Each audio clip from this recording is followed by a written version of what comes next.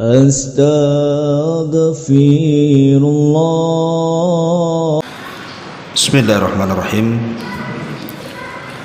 Assalamualaikum warahmatullahi wabarakatuh. Alhamdulillah wassalatu wassalamu ala rasulillah wa ala alihi wa sahbihi wa mawalah wa la hawla wa la quwwata illa billahi wa ba'd. Alhamdulillah, segala puja dan puji hanya milik Allah subhanahu wa ta'ala. Salawat serta salam tetap kita hadiahkan kepada Rasul kita, qudwah kita, Nabi kita, Nabi Muhammad sallallahu alaihi wa ala alihi wasallam. Ma'asyiral muslimat, ibu-ibu yang dimuliakan Allah subhanahu wa ta'ala, alhamdulillah di pagi menjelang siang ini kembali kita bisa duduk untuk bertalabul ilmi di Masjid Nidaul Ilmi. Dan pembahasan di hari ini kita akan membahas tentang sirah wanita terbaik dunia. Siapa dia? Dialah putri Nabi sallallahu alaihi wasallam, Fatimah Az-Zahra bintu Muhammadin sallallahu alaihi wa ala alihi wasallam. Banyak pelajaran nanti khususnya bagi ibu-ibu tentang kisah seorang Fatimah Az-Zahra ini. Karena Sayyidatu Fatimah ini kelak akan menjadi pemimpin ibu-ibu di sorga. Jadi ibu harus tahu biografi, minimalnya singkat nggak apa-apa.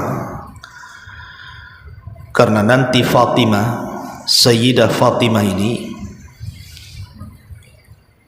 akan menjadi pemimpin seluruh wanita di sorga, termasuk juga kalau ibu-ibu ditakdirkan masuk sorga, maka pemimpin ibu-ibu itu adalah Fatimah. Siapa Fatimah ini? Bagaimana perjalanan hidupnya? Dan bagaimana keluarganya serta bagaimana wafatnya? Ma'asyiral muslimat yang dimuliakan Allah subhanahu wa ta'ala, di dalam hadis Nabi sallallahu alaihi wasallam, Nabi sallallahu alaihi wasallam mengatakan, kamula minar rijal kathirun. Laki-laki yang sempurna itu banyak. Walam yakmul minan nisa illa arba'ah. Tetapi wanita-wanita yang sempurna itu tidak banyak, hanya ada 4 wanita saja di dunia ini. Siapa mereka? Pertama, Asiyah bintu Muzahim. Asiyah bintu Muzahim ini istri daripada Fir'aun, di mana Asiyah bintu Muzahim adalah urutan pertama wanita dari wanita-wanita terbaik dunia. Kenapa? Karena dia mengorbankan seluruh kenikmatan dunia hanya untuk mengejar kenikmatan akhirat. Bagaimana tidak Asiyah bintu Muzahim ini, ibu? Dia orang nomor 2 Mesir setelah suaminya Fir'aun. Dia adalah ratunya Mesir di zaman itu. Yang namanya ratu berarti bergelimang di hadapannya dunia dan isinya. Apapun yang dihajatkannya ada di depannya. Namanya dia ratu, ada istana, ada dayang-dayangnya, makanan-makanan enak, dan dia tinggal menunjuk saja orang-orang yang dikehendakinya untuk mengerjakan sesuatu. Itulah cita-cita manusia. mendapatkan kenikmatan dunia. Tapi semua ditinggalkan Asiyah bintu Muzahim, dan dia beriman kepada syariat anak angkatnya Musa alaihi salam dan kufur dengan ketuhanan Fir'aun. Akhirnya disiksa oleh Fir'aun dan berakhir dengan kematiannya. Tapi sebelum wafatnya, Asiyah bintu Muzahim meminta kepada Allah. Apa permintaannya? Rabbi ibnili indaka baitan fil jannah wa najjini min fir'auna wa amali wa najjini minal qaumidz zalimin. Ya Allah, bangunkan untukku di sisimu satu istana di sorga, dan selamatkan aku dari kezaliman Fir'aun dan kezaliman orang-orang zalim. Maka Allah subhanahu wa ta'ala kabulkan permintaannya. Saat menjelang wafatnya, Allah perlihatkan istananya di sorga. Subhanallah. Itulah Asiyah bintu Muzahim. Kemudian yang kedua, Maryam bintu Imran, wanita suci, hidup di mihrab Baitul Maqdis. Ketika dia lahir, ayahnya meninggal dunia, Imran. Maka kemudian dia pun diserahkan oleh ibundanya kepada Baitul Maqdis, yang ketika itu ada seorang nabi dari nabi-nabi Bani Israel yang bernama Zakaria. Setelah banyak proses, akhirnya Nabi Zakaria terpilih untuk merawat Maryam bintu Imran ini sampai dia besar. Dan dia tidak pernah keluar dari mihrabnya. Dia ibadah saja setiap hari, ruku, sujud, berzikir kepada Allah Azza wa Jalla sampai dia dewasa. Sampai ketika Allah subhanahu wa ta'ala takdirkan dia ada hajat keluar mihrab, tiba-tiba berjumpa dengan malaikat Jibril dalam bentuk laki-laki tampan, kemudian menghadangnya. Rupanya Jibril ini adalah utusan Allah untuk memasukkan ruh Isa yang kelak akan menjadi putranya ke dalam rahim Maryam. Singkat cerita, Maryam pun kemudian hamil. Tentu seorang wanita yang dianggap suci tiba-tiba hamil, belum menikah, kira-kira apa kata manusia? Contoh, seandainya ibu ini seorang ustazah, dihormati manusia, suka ceramah kemana-mana, dikenal ibadahnya, tiba-tiba ibu hamil, padahal belum pernah menikah dan tidak punya suami. Kira-kira apa kata murid-muridnya? Coba, jangan-jangan ustazah itu berzina pula, kan begitu. Lah itu yang kemudian dituduhkan Bani Israel kepada Maryam. Tapi Maryam sabar, dan Allah subhanahu wa ta'ala balas kesabarannya dengan lahirnya Isa bin Maryam yang kelak akan menjadi seorang nabi dari nabi-nabi Bani Israel, bahkan seorang rasul dan termasuk ulul azmi minar rusul. Dan nabi yang banyak kaitan dengan kita kaum muslimin adalah Isa bin Maryam, karena dia akan turun di akhir zaman membantu kaum muslimin untuk menyebarkan hidayah Islam di tengah-tengah ahli kitab. Ma'asyiral muslimat yang dimuliakan Allah Azza wa Jalla. Kemudian yang ketiga, Khadijah bintu Khuwailid. Dia adalah Islam yang pertama kali dinikahi Nabi. Tidak ada wanita yang lebih dicintai Rasul dari seluruh istri-istrinya melebihi Khadijah. Bahkan saat menikah dengan Khadijah, Rasul tidak berpoligami karena mencukupkan dengan Khadijah. Tapi saat Khadijah meninggal dunia di pelukan Rasul, setelah pengepungan Bani Hashim, pemboikotan Bani Hashim 3 tahun, Khadijah meninggal di pelukan Nabi. Kemudian setelah Nabi SAW menikah dengan beberapa wanita, di antaranya Saudah dan juga Aisyah Ummul Mukminin radhiyallahu anha, dia masih terkenang dengan Khadijah dan selalu menyebut-nyebut namanya, sehingga Aisyah cemburu. Tetapi Rasul menjelaskan alasannya kenapa dia sangat cinta dengan Khadijah. Kata Rasul, bagaimana aku tidak cinta dengan Khadijah? Dia wanita yang pertama beriman kepadaku saat manusia semuanya kufur kepadaku. Dia wanita yang pertama membenarkan risalahku saat manusia semuanya mendustakan diriku. Dia wanita yang pertama kali menginfakkan hartanya di saat manusia tidak ada yang menginfakkan hartanya, dan dari rahimnya lahirlah seluruh keturunanku, kata Rasul. Khadijah bintu Khuwailid. Tapi saya tidak menghendaki untuk menceritakan Asia, Maryam ataupun Khadijah, tidak cukup waktunya. Kita akan fokus kepada wanita yang keempat. Dialah Fatimah Az-Zahra bintu Rasulullah sallallahu alaihi wa ala alihi wasallam. Ma'asyiral muslimat yang dimuliakan Allah Subhanahu wa taala, Fatimah adalah anak perempuan paling bungsu dari Khadijah. Karena Khadijah itu kan memiliki 4 putri dari pernikahannya bersama Nabi SAW.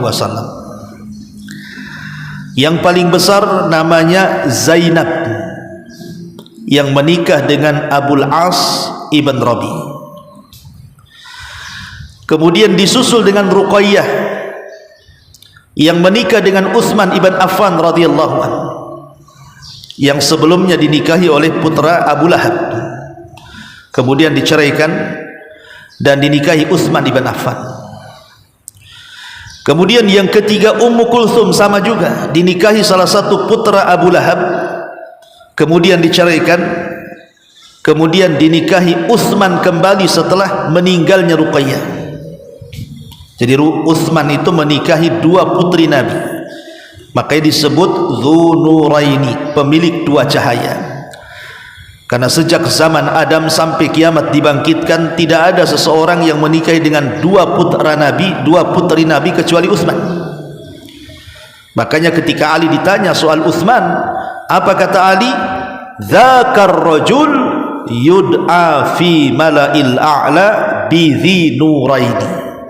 Itulah laki-laki yang dipanggil dari atas langit sebagai pemilik 2 cahaya, karena menikahi Ruqayyah, setelah meninggalnya kemudian menikahi adiknya Ummu Kulthum. Lah yang terakhir inilah yang kita akan kisahkan,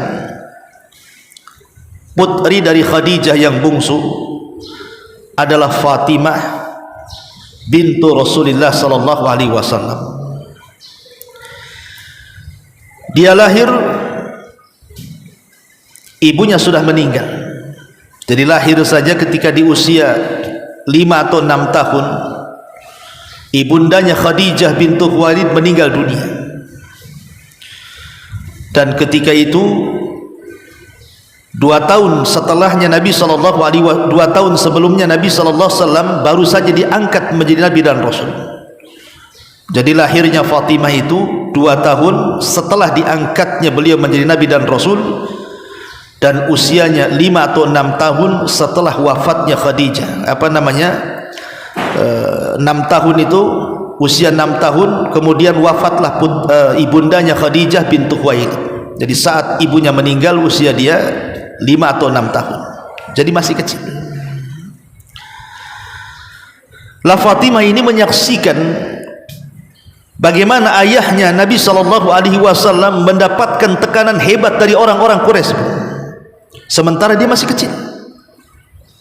Usia dia masih kecil, dia melihat bagaimana ayahnya diperlakukan oleh orang-orang Quraisy itu dengan perlakuan yang tidak menyenangkan. Ditekan, diintimidasi, dicaci, dimaki, dikatakan tukang sihir, dikatakan gila, dikatakan penyamun, dikatakan macam-macam, pemecah belah dan lain sebagainya. Artinya bahwa Fatimah dihadapkan dengan suasana yang tidak membahagiakan dalam kehidupannya, karena tekanan orang Quraisy itu luar biasa di zaman itu. Tapi disitulah Allah subhanahu wa ta'ala melatih dan mengajarkan kepada Fatimah soal kesabaran. Dia sudah terbiasa dengan perkara itu. Lah Nabi SAW sangat mencintai Fatimah. Bukti kecintaan Nabi SAW kepada Fatimah, kalau Rasul sedang duduk di majelis, kemudian Fatimah datang, Rasul berdiri, kemudian menghampiri Fatimah, kemudian memeluk dan menciumnya. Bayangkan sampai Rasul berdiri karena cintanya dengan Fatimah. Bahkan apabila Nabi SAW datang dari safar, Rasul datang dari safar nih, maka kebiasaan Nabi SAW datang dari safar itu, beliau ke masjid, kemudian melaksanakan 2 rakaat sunnah pulang dari safar. Dan ini banyak yang tidak mengamalkan sunnah ini. Jadi setelah safar datang ke masjid, sholat 2 rakaat. Lah sebelum menemui istri-istrinya, maka Nabi SAW akan menemui Fatimah dulu. Subhanallah. Jadi sebelum dia datang kepada istri-istrinya, yang ditemui pertama kali setelah safar adalah Fatimah putrinya, karena cintanya Nabi SAW kepada Fatimah ini. Baru setelah menemui Fatimah, baru Nabi SAW menemui istri-istrinya. Dan itu sebuah pertanda cintanya seorang Nabi kepada putrinya. Dan namanya selalu disebut-sebut. Jadi Nabi SAW ini selalu menyebut-nyebut Fatimah. Sampai satu hari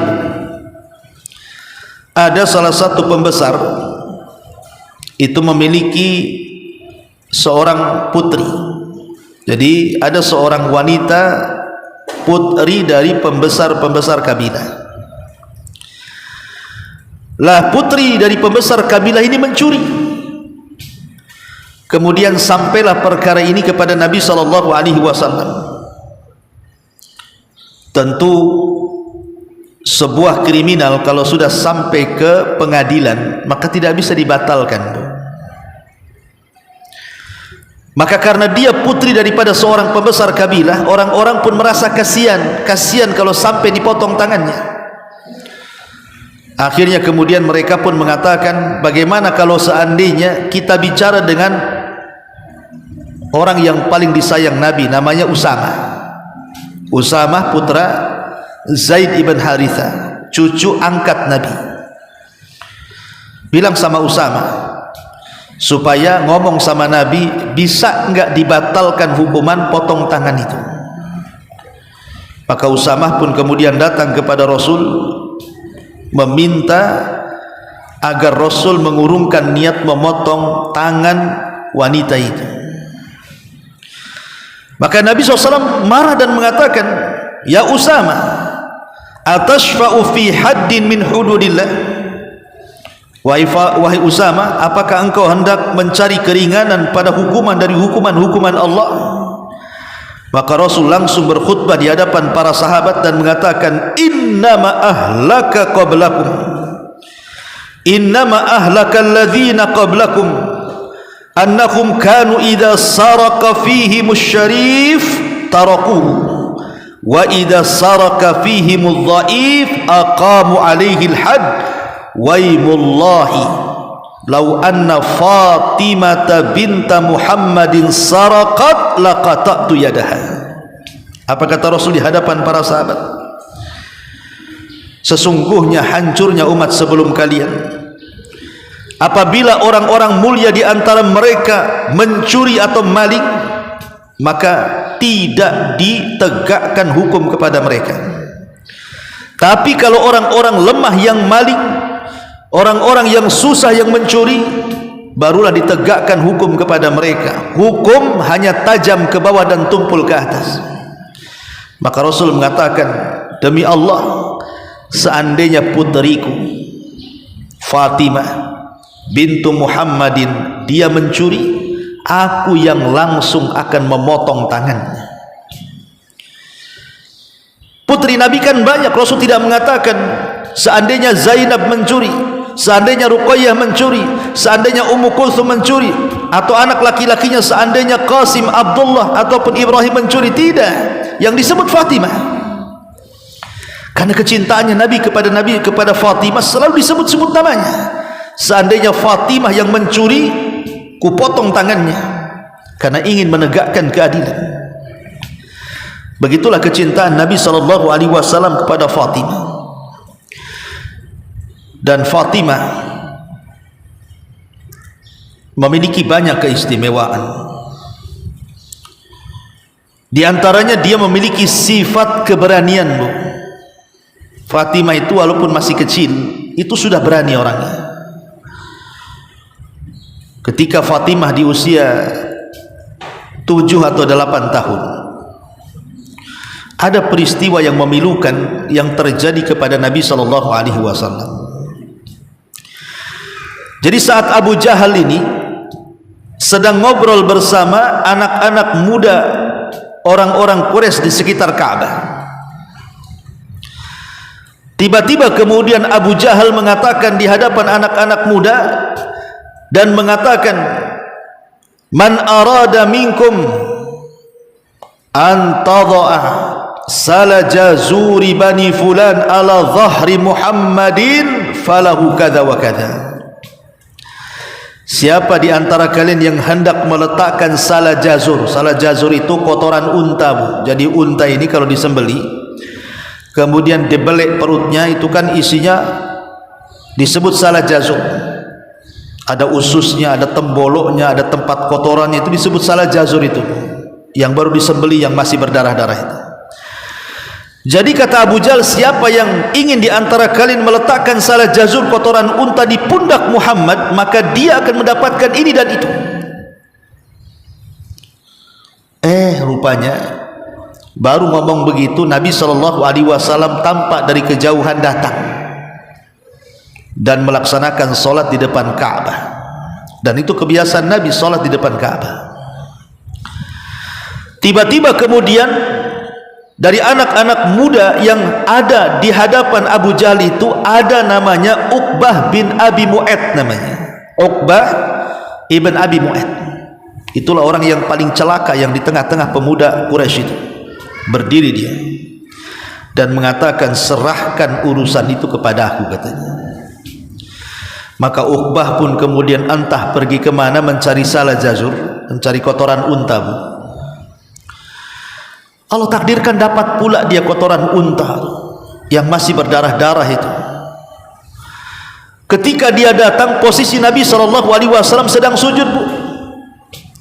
Tiba-tiba dia letakkan salajazur di pundak Rasul yang sedang sujud. Lah Fatimah ketika itu ada di situ. Coba bayangkan, ada seorang anak berusia 7-8 tahun melihat orang tuanya dihinakan, dan usia Nabi SAW ketika itu sudah tua, di atas 40 tahun mendekati 50 tahun, bukan masih muda. Dia kepala rumah tangga, sudah punya istri dan punya anak, dan Nabi SAW selalu berpenampilan dengan penampilan bersih. Bahkan Nabi SAW badannya adalah penuh dengan minyak wangi. Bahkan keringatnya Nabi SAW adalah minyak wangi. Sampai-sampai Ummu Salamah ketika melihat Rasul sedang tidur, karena kan Rasul tidak pakai AC, Bu. Kalau sholat lain dengan ibu AC 3, ada kayak kutub aja tuh di kamar tuh. Nah, kamar Nabi tidak ada AC-nya, jadi keringatan lah. Bayangkan saat tidur, ditampung tuh keringat Nabi sama Ummu Salamah, diletakkan di botol, kemudian digunakan untuk olesan minyak wangi. Saking wanginya keringat Nabi. Tak tahu kalau keringat suami ibu, ya tak paham saya. Wangi tetap tak wangi, saya yakin tak wangi lah ya. Jadi Nabi SAW itu sampai badannya wangi. Dia suka berpenampilan rapi, pakaiannya bersih, usianya sudah tua, bayangkan dihinakan, marwahnya di mana? Masyarul muslimat yang dimuliakan Allah Azza wa Jalla, dan itu disaksikan oleh Fatimah yang usianya ketika itu 7 tahun atau 8 tahun. Dia melihat ayahnya dihinakan, apa enggak sakit hati itu? Tapi Fatimah sangat berani.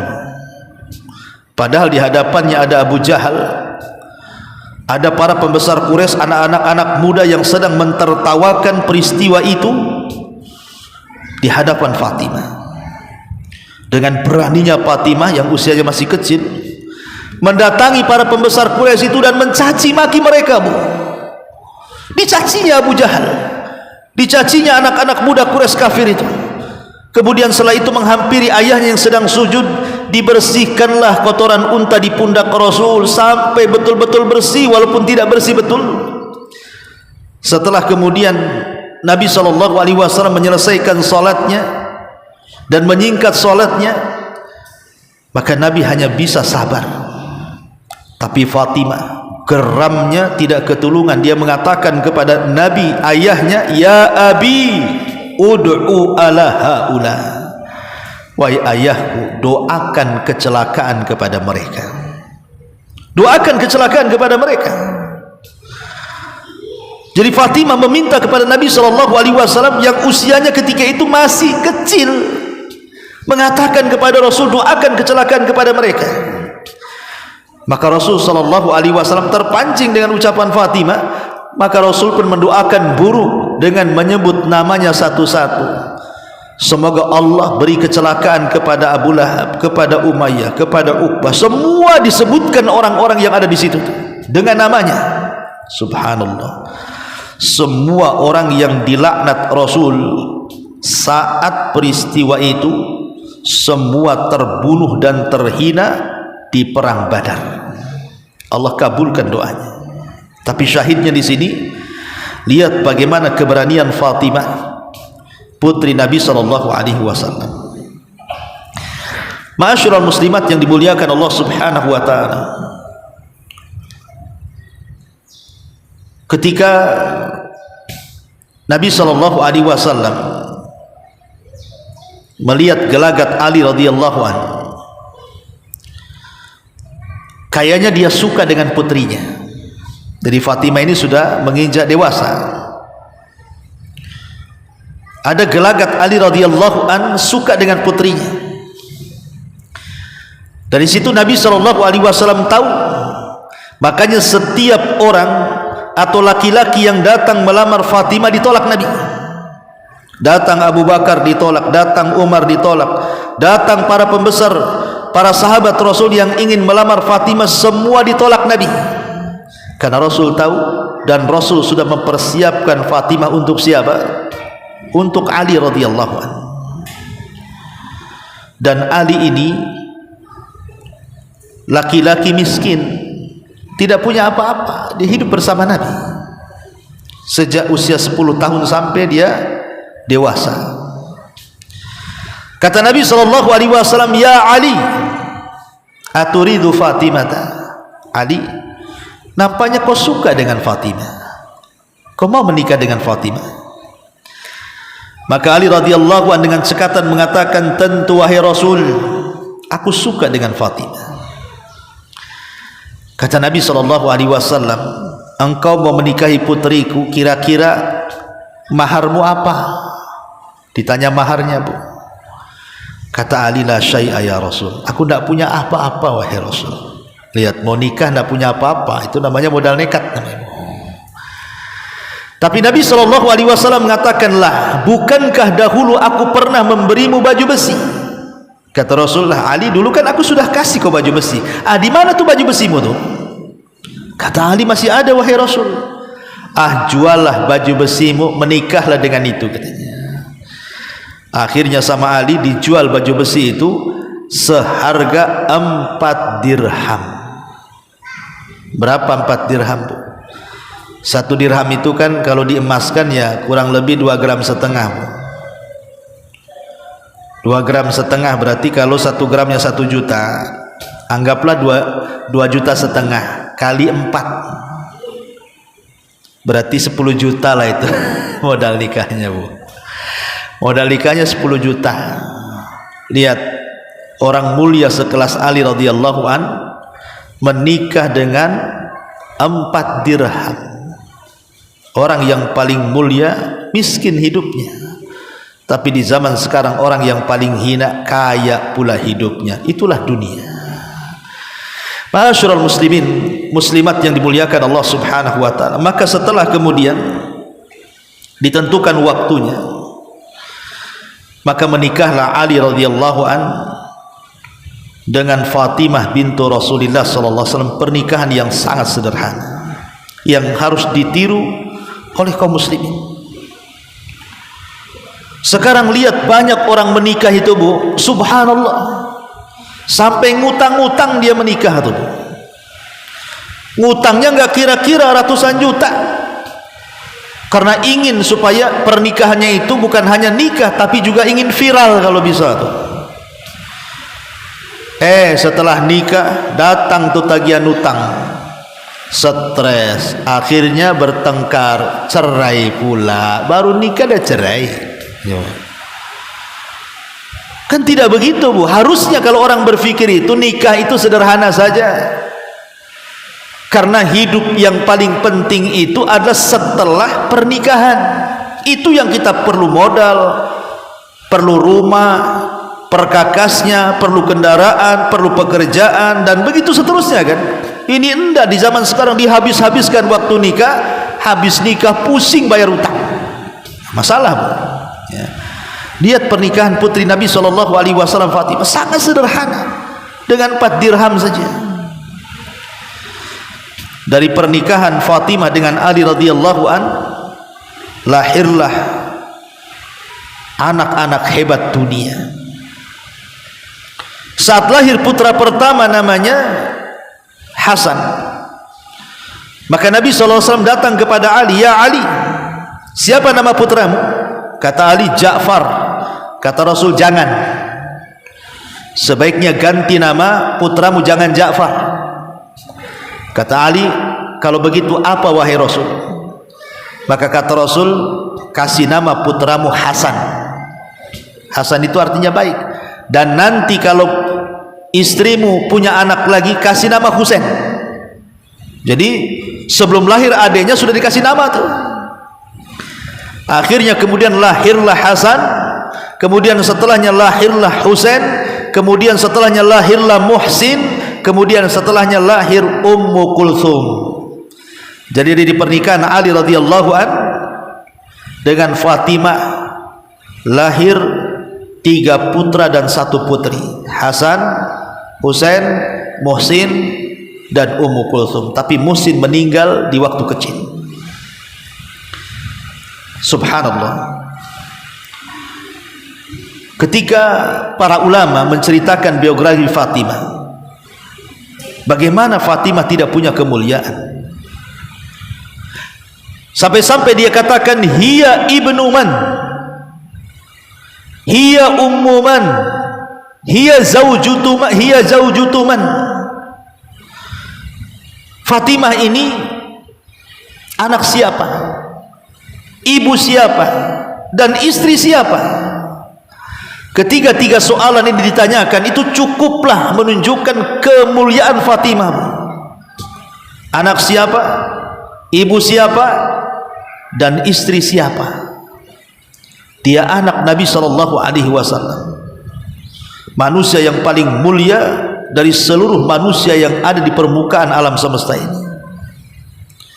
Sayyidul Anbiya'i wal Mursalin, pemimpinnya para nabi. Hiya ummu man, dia ibu siapa? Dia ibunda daripada para pemimpin anak-anak muda di sorga, Hasan dan Husain. Karena Hasan dan Husain itu kata Nabi SAW, Sayyida syababi ahlil jannah, kelak akan menjadi pemimpin anak-anak muda di sorga. Hiya zawjutu man, dia istri siapa? Zaujatu man, dia istri siapa? Dia istri daripada Amirul Mukminin, satu dari 4 Khalifatul Rasyidin yang disabdakan Nabi SAW, "Alaikum bi sunnati wa sunnatil khulafa'ir rasyidin. Wajib berpegang dengan sunnahku dan sunnah para khulafa'ur rasyidin. Suaminya adalah satu dari khulafa'ur rasyidin. Dan Fatimah sendiri adalah sayyidatun nisa'i ahlil jannah. Dia adalah pemimpin wanita di surga. Ma'asyiral muslimat yang dimuliakan Allah Subhanahu wa taala. Setelah kemudian Fatimah menikah dengan Ali, kehidupan keduanya, ibu jangan bayangkan susahnya kehidupan Fatimah saat berumah tangga itu. Karena semua dikerjakan sendiri oleh kedua tangan mulia Fatimah. Bayangkan Ali ini kan pekerjaannya adalah penulis wahyu, kemana-mana menulis wahyu Nabi SAW, dan dia tidak selihai dalam mencari maisha itu seperti Abu Bakar, Uthman, Abdurrahman ibn Auf yang kaya-kaya. Tidak, dia tidak pandai itu, karena hidupnya betul-betul hanya untuk akhirat saja. Jadi hidupnya serba kekurangan, sehingga Fatimah harus mengimbangi kondisi suaminya. Dia harus mencari kayu bakar sendiri ke hutan, kemudian memotong kayu bakar, kemudian memasak masakan, membersihkan rumah, mengurus anak-anaknya. Pokoknya berat kehidupannya. Coba sajalah ibu ya di rumah tangga kan bu, kalau semua dikerjakan ibu kan berat kan bu. Habis air galon, cari air, cari isi air ulang sendiri, dibopong sendiri.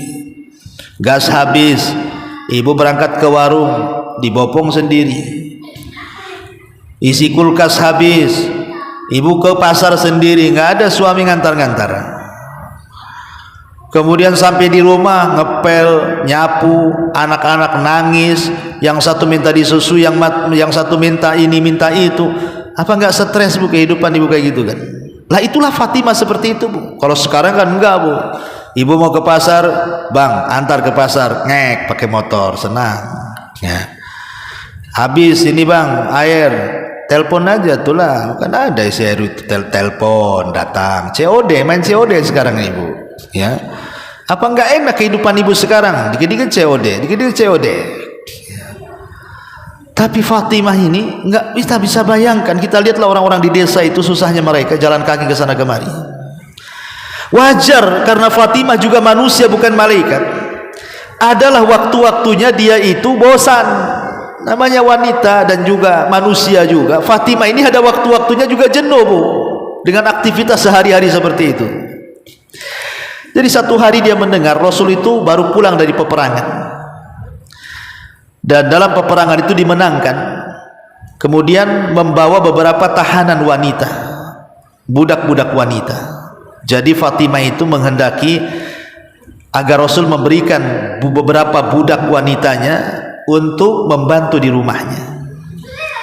Berangkatlah Fatimah setelah izin dengan suaminya Ali ke rumah Nabi SAW.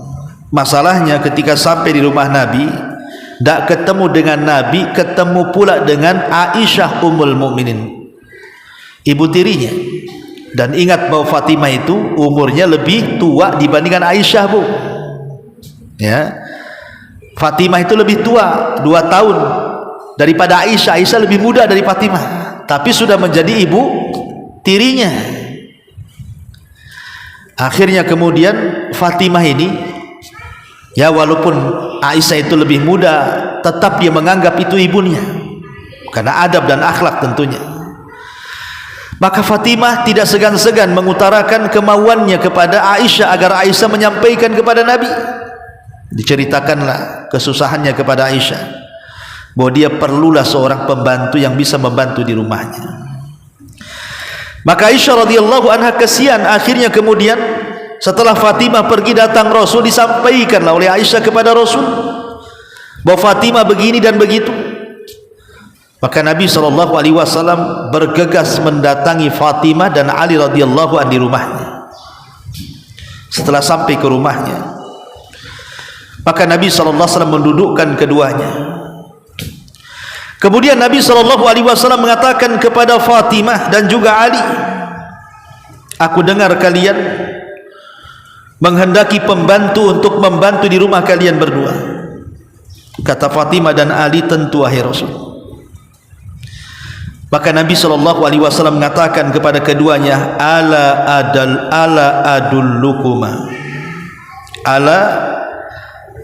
adullakuma ala khairin mimma sa'altumah.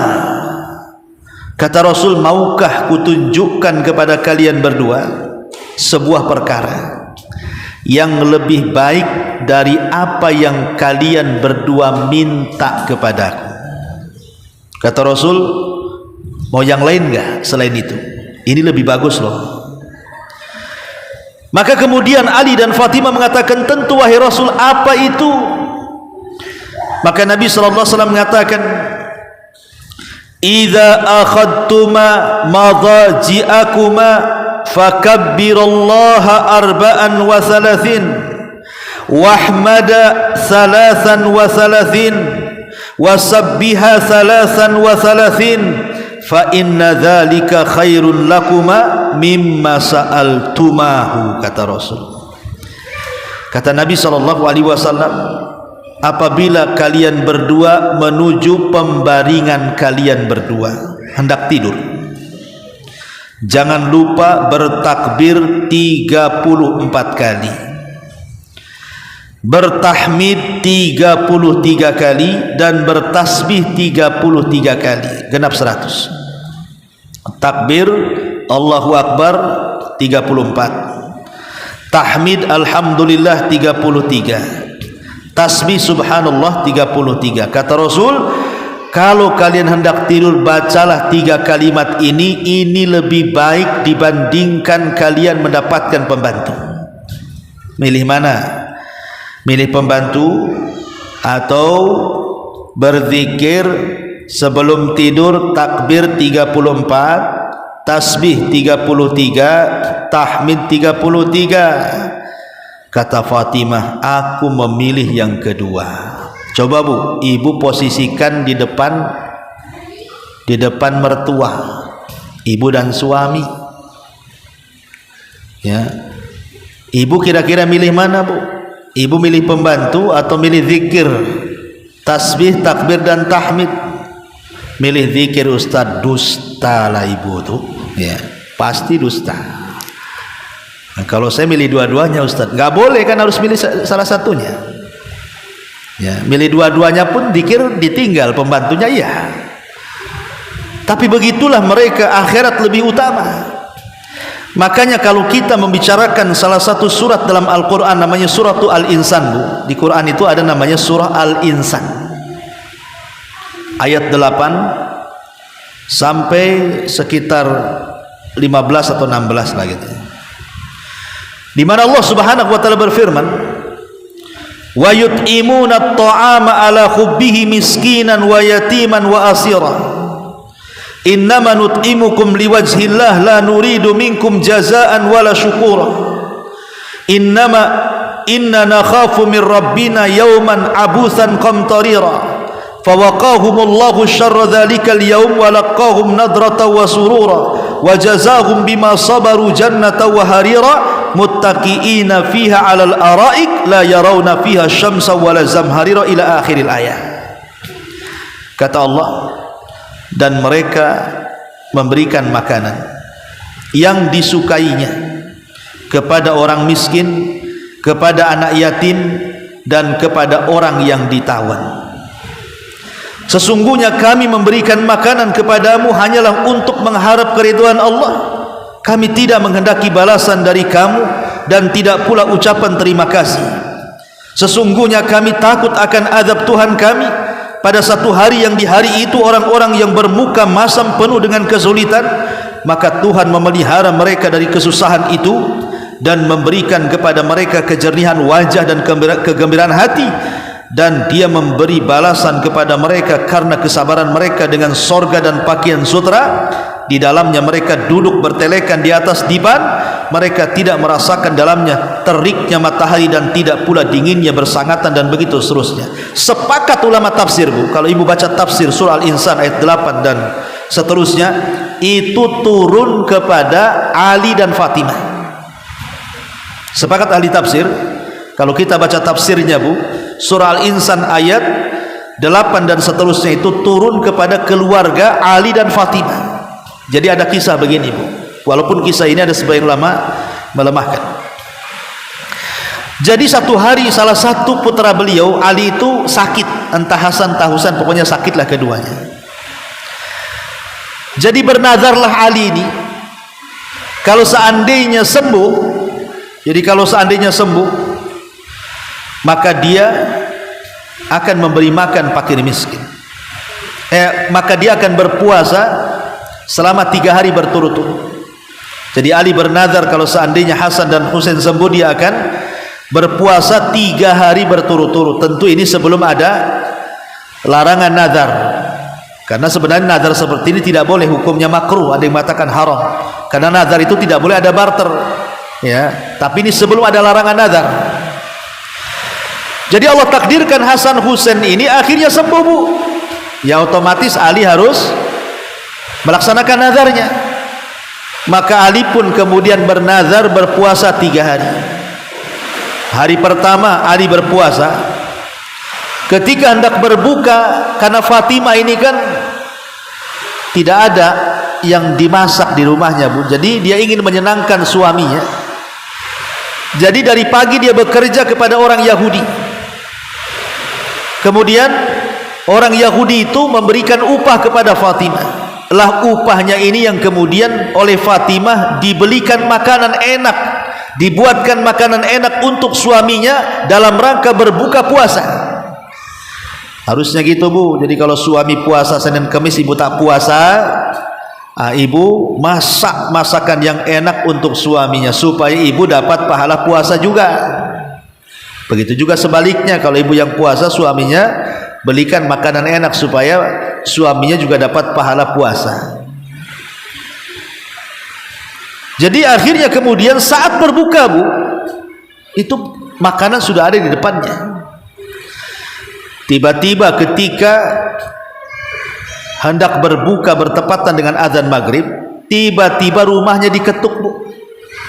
Diketuk rumahnya tuh. Pas dibuka rupanya yang mengetuk itu adalah fakir miskin. Ada orang yang sedang kelaparan, ada orang miskin yang datang ke rumah Ali meminta-minta makanan. Maka Ali radhiyallahu an melirik makanan yang dibuat oleh istri tercintanya Fatimah, itu makanan yang paling disukai dia, Bu. Kemudian Ali mengatakan kepada Fatimah, wahai Fatimah, bagaimana kalau makanan ini kita berikan kepada orang miskin itu? Kata Fatimah, ya sudahlah. Akhirnya diberikan pula makanan kesukaan itu. Dan Ali pun hanya makan tamar, kurma kering dan air putih saja. Kemudian hari kedua Ali berpuasa lagi. Fatimah juga ingin menyenangkan suaminya. Kemudian hendak berbuka dengan makanan yang lezat, tiba-tiba diketuk pula lah tuh yang kedua kali rumahnya. Pas ditengok rupanya anak yatim yang datang, Bu. Kelaparan, megang perutnya anak yatim ini. Maka Ali mengatakan kepada Fatimah, bagaimanalah kalau makanan ini kita kasihkan kepada anak yatim, wahai Fatimah? Kata Fatimah, ya enggak apa-apa. Dikasihkan lagi itu makanan kesukaannya. Akhirnya Ali hanya buka dengan tamar dan air putih saja. Hari ketiga dia berpuasa lagi. Fatimah juga menyediakan makanan enak juga. Ketika hendak berbuka diketuk pula lah itu yang ketiga kali rumahnya. Rupanya yang datang tawanan perang, kelaparan, meminta makan. Maka Ali radhiyallahu an kemudian mengatakan kepada Fatimah, bagaimana kalau makan itu kita kasihlah kepada dia. Akhirnya dikasih. Ali pun hanya makan tamar dan juga air putih. Dari sinilah Allah turunkan wa yut'imuna at-ta'ama ala hubbihi miskinan wa yatiman wa asira, dan mereka memberikan makan yang disukainya kepada orang miskin, anak yatim dan orang yang ditawan. Turun ayat ini kepada Fatimah dan Ali. Lihat bagaimana kehidupan mereka itu hanya akhirat-akhirat saja, Bu. Saya nggak yakin, Bu, kalau ibu umpamanya lagi makan enak nih di rumah nih, suami sudah gajian, akhirnya ibu masaknya, ya gulenya, ya satenya, ya rendangnya, semua lah ada di meja tuh. Tiba-tiba rumahnya diketuk, Bu, orang miskin datang. Kira-kira ibu ngasih satu meja sama orang miskin tuh, Bu? Nggak yakin saya. Paling yang ada ditengok dari balik gorden kan, Bu. Nampak yang minta-minta, ditutup lagi gordennya. Bukan ngasih, ditutup gordennya. Atau paling pun kemudian membuka pintu itu paling ya diusir kan itu. Nggak ada orang. Atau kalaupun dikasih ya sekedarnya kan. Itulah kita bakhilnya, Bu. Kadang-kadang kita ini bakhil. Tapi lihat bagaimana Fatimah dan keluarga Ali ini luar biasa mengajarkan kedermawanan kepada kita kan. Sampai memberikan makanan yang dicintainya tuh. Ini pelajaran besar luar biasa yang diajarkan keluarga Ali dan Fatimah kepada kita. Ma'asyiral muslimat yang dimuliakan Allah Azza wa Jalla, yang namanya keluarga, siapapun lah, saya, ibu atau siapapun, pastikan adalah masalah-masalah itu. Nggak mungkin keluarga itu tidak ada masalah, Bu. Karena berkeluarga itu pasti ada saja masalah-masalah, entah dari suami atau dari istri atau dari orang tua atau dari anak, ada saja, Bu. Keluarga yang tidak pernah bermasalah itu, Bu, itu cuma satu, adanya di sinetron. Ya, adanya di sinetron Korea. Itulah memang, kalau itu memang tak ada masalah karena itu settingan kan, Bu. Tapi ibu kalau tidak sedang bersinetron pasti ada masalah. Lah keluarga Ali itu sama juga bermasalah, Bu. Namanya manusia bermasalah. Fatimah dengan Ali ini, entah urusannya apa, masalahnya apa, bermasalah lah sampai Ali ini keluar rumah, meninggalkan istrinya, kemudian ke Masjid Nabawi, tidur di Masjid Nabi. Nabi SAW datang, kemudian hendak menjumpai Ali, datang ke rumah Fatimah. Sampai di rumah Fatimah tak nampak pula Ali, dan dia lihat muka Fatimah itu nampaknya lagi ada masalah tuh dengan suaminya. Rasul tahu, tapi Nabi SAW tidak hendak mengorek masalahnya apa. Itulah mertua baik itu seperti itu, Bu. Ibu kalau punya anak nanti sudah jadi ibu, ya sudah jadi mertua, kalau ada masalah dengan anaknya atau mantunya, jangan pernah dikorek masalahnya, tapi didamaikan masalahnya. Ada apa sih dengan kamu tuh? Apa sih masalahmu tuh? Masalah suamimu tuh apa? Jangan, Bu. Itu urusan mereka berdua. Jadi kalau ada curhat dari anak, Bu, soal suami atau sebaliknya, ibu tidak usah dengar masalahnya, tapi ibu nasihati berdamai. Berdamai.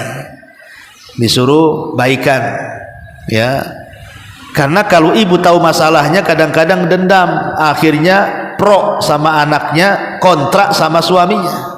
Nah itu masalah nantinya, berat sebelah, tidak imbang. Maka Nabi SAW hanya mengatakan, Aina Ali, Fatimah, di mana Ali? Akhirnya kemudian Fatimah mengatakan, oh Ali keluar, kemungkinan ada di masjid, wahai Rasul. Akhirnya kemudian Rasul pun mencari Ali, dan betul Ali ada di masjid sedang tidur. Maka kemudian karena sayangnya Rasul kepada Ali, Ali sedang tidur dan masjidnya Rasul itu kan penuh dengan tanah, karena beda dengan masjid sekarang, ada keramik, ada sajadah, ada permadani, ada enggak. Masjid Rasul itu masih berkalang tanah, Bu. Jadi Ali ini tidur di atas tanah, jadi bahunya itu penuh dengan debu. Maka Nabi SAW ingin mencandai Ali dan mengatakan, Kum ya Aba Turab, kum ya Aba Turab, bangun wahai bapak tanah. Wah, bangun wahai bapak tanah. Ali terperanjat datang Nabi, dan itulah kemudian kalimat Abu Turab disukai Ali, karena itulah julukan yang dikasih Nabi, ya. Maka kemudian Rasul pun membawa Ali pulang. Kemudian mendamaikan Ali dengan Fatimah. Lihat bagaimana Nabi SAW ketika itu tidak menyalahkan Ali, tapi menasihati putrinya Fatimah dan mengatakan, ya Fatimah, innaha lamra'ata bimra'atin la tajidu raihata zawjiha. Hei Fatimah, seorang wanita itu tidak punya kehormatan, tidak punya penghargaan kalau dalam satu hari dia tidak mencium bau suaminya. Ini sebuah kinayah dari Rasul, sebuah kinayah dari Nabi SAW bahwa jangan seorang wanita itu memancing-mancing masalah dalam keluarga. Jangan memancing-mancing masalah dalam keluarga. Walaupun suami itu di posisi salah, Bu, anggaplah suami di posisi salah. Maka Islam itu mengajarkan yang pertama kali minta maaf itu adalah perempuan. Istri minta maaf sama suami walaupun di posisi suami yang salah, Bu. Karena sifat suami itu kan dia egois, dia ingin menang sendiri. Ibu harus pahami itulah kekurangan laki-laki. Kekurangan laki-laki itu pengen menang sendiri, pengen seolah-olah dia tidak pernah salah. Itu kekurangannya. Sebagaimana kekurangan ibu pun suka mengingkari kebaikan suami. Jadi masing-masing itu ada kekurangan, Bu. Kalau wanita itu kurangnya qusurul fitri, ya, tidak suka memandang rendah kebaikan suami. Jadi walaupun suami berbuat baik kepada ibu mungkin ratusan tahun, kemudian suami berbuat salah, pasti ibu akan mengingkari kebaikannya dan mengatakan, engkau tidak pernah berbuat baik kepadaku, katanya. Padahal udah kasih rumah, dikasih gaji bulanan, dikasih makan, dikasih anak pun masih dibilang kau tidak pernah berbuat baik. Atau dengan bahasa lain, memang kau ini tak ada perasaannya, katanya. Jadi bahasa halusnya lah kan. Itu kekurangan ibu. Kami laki-laki maklumi, ya, itulah kekurangannya. Pasti kalau kita melakukan kesalahan itu pasti diingkari itu sama ibu tuh. Memang kau ini tak ada perhatian. Lah, dikasih gaji bulanan gak diperhatiin itu. Nah, itulah bahasa istri kan. Lah, suami berbeda pula kekurangannya, Bu. Seolah-olah dia paling benar aja tuh, padahal dia salah tuh. Seolah-olah dia benar semua. Itulah kekurangannya. Ibu harus sabar di situ. Sebagaimana suami juga harus sabar kekurangan istrinya karena suka mengingkari nikmat, maka istri pun harus sabar karena suami itu memang suka egois. Maka mintalah lebih dahulu, apalagi memang sorga seorang istri itu di rumahnya, bukan di luar rumah. Kalau ibu cari sorga di luar rumah nggak akan dapat. Ya, sorganya ibu-ibu itu di rumah. Maka lebih banyak mengalah. Karena kebanyakan, Bu, wanita yang masuk sorga itu karena punya dua sifat. Pertama, dia suka bersabar. Yang kedua, dia suka bersyukur. Bersabar karena keburukan suaminya, bersyukur apapun yang diberikan suaminya, sedikit ataupun banyak. Itulah dua sifat yang banyak memasukkan seorang istri ke sorga. Ma'asyiral muslimat yang dimuliakan Allah Subhanahu wa taala. Lah, kok Ustadz ini makin memojokkan kami pula di sini, katanya. Iyalah, ini kan kajian ibu-ibu. Kalau saya kajian bapak-bapak ya saya hantamlah bapak-bapak kan. Intinya bahwa di sini Ali radhiyallahu an dan keluarganya Fatimah akhirnya berdamai. Dan itulah sebaik-baik keluarga. Setajam apapun masalah, cari jalan keluarnya. Banyak kasih uzur, baik laki-laki atau perempuan. Lebih baik tidak bercerai dibandingkan bercerai. Kecuali kalau memang perceraian itu diharuskan karena sebuah uzur syar'i. Taib, ma'asyiral muslimat yang dimuliakan Allah Subhanahu wa taala. Lah, ketika Ali dan Fatimah ini punya anak Hasan dan Husain, maka Hasan dan Husain itu menjadi cucu yang paling disayang Nabi. Jadi putra putri Ali dan Fatimah itu disayang Nabi. Sampai Nabi itu pernah sholat, Bu, sedang sujud, naik pula si Hasan Husain itu di punggung Nabi. Maka Nabi SAW membiarkan melamakan sujudnya. Tentu ketika ini sholat sendiri, Bu, ya, bukan sholat jamaah. Kalau sholat jamaah imamnya bawa anak, kemudian anaknya naik di punggung imam, nunggu kayak Nabi, anaknya setengah jam di punggungnya, ya kasihan makmumnya lah kan gitu. Artinya di sini Rasul sedang sholat sendiri, Kemudian Hasan Husain naik di pundaknya, maka Rasul lamain sujudnya sampai dia turun sendiri baru bangkit dari sujudnya. Saya bayangkan Rasul itu sayang sampai ketika kepada anak-anak yang lainnya juga sama, cucu-cucu yang lain, seperti umpamanya kepada Umamah, putri daripada Zainab. Rasul kadang-kadang kalau Umamah menangis, dia digendong sambil sholat itu. Kalau ruku sujud diletakkan. Jadi tidak mengapa bu sholat itu bawa anak itu tidak apa-apa. Jadi kalau anaknya rewel, ibu sedang sholat, ambil anak itu gendong supaya tidak nangisnya tidak kekencengan kan, supaya tenang anak itu. Kemudian ketika ruku sujud diletakkan lagi. Begitu caranya, tidak ada masalah. Gerakan sholat dalam menggendong anak ini pernah dilakukan Nabi SAW. Masyarul muslimat yang dimuliakan Allah Azza wa Jalla. Dan Fatimah ini memiliki perasaan malu yang luar biasa. Ketika Nabi SAW bertanya kepada para sahabat Nabi SAW tentang sifat malu,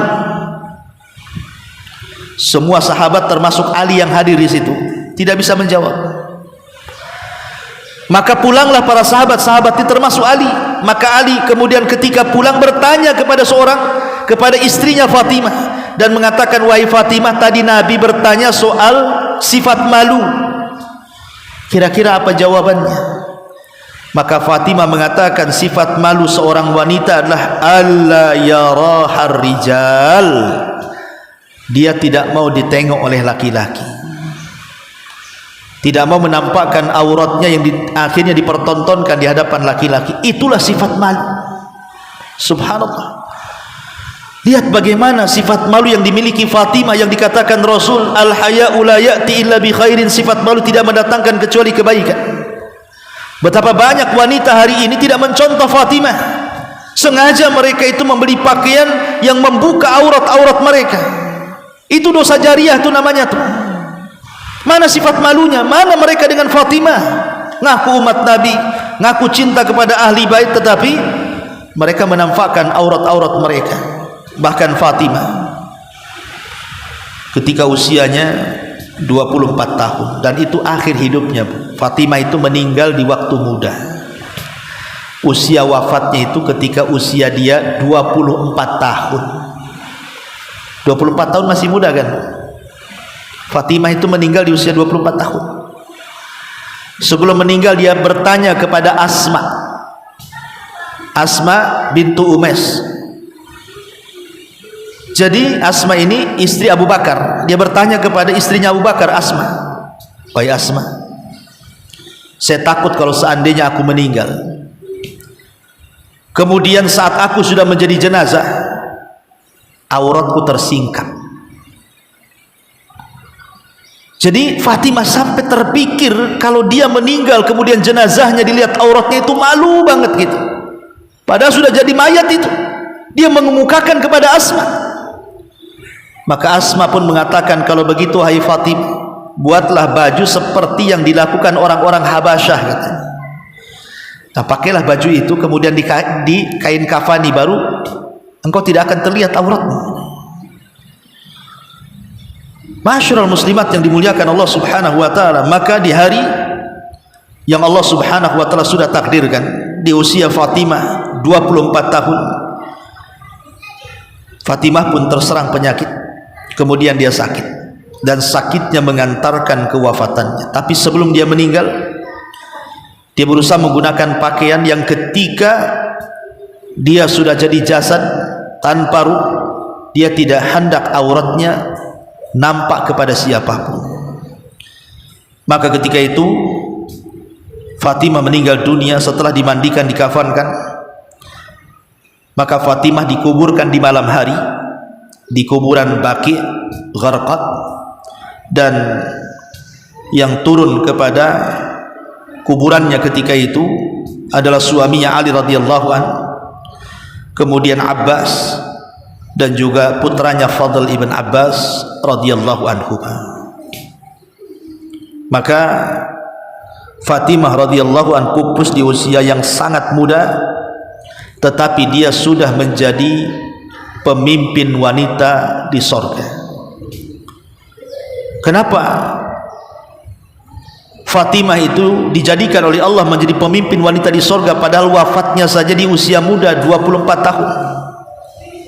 Ingat, karena Fatimah itu punya amalan yang tidak dimiliki siapapun, amalan hati yang luar biasa. Sangat mencintai Nabi SAW yang merupakan Nabi dan Rasul dan sekaligus ayahandanya. Dan amalan hati itu jauh lebih mulia dibandingkan amalan badan.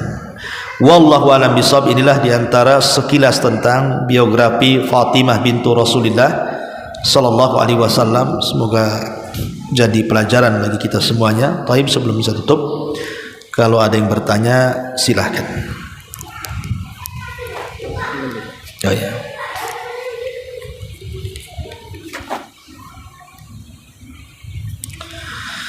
Ya, di sini ada pertanyaan, apa batas menjalin hubungan dengan tetangga? Yang kedua, apakah juga ikut kajian wirid, kumpul-kumpul sesama tetangga? Iya, dalam Islam tetangga itu adalah bagian daripada orang yang harus kita hormati. Sampai Jibril selalu mengingatkan Rasul untuk berbuat baik kepada tetangga, sampai-sampai Rasul menyangka tetangga itu jadi ahli waris karena seringnya Jibril mengingatkan soal tetangga. Dan tetangga itu ada 3 macam, Bu. Ada tetangga yang ada hubungan kekerabatan dengan kita, maka dia punya 3 hak.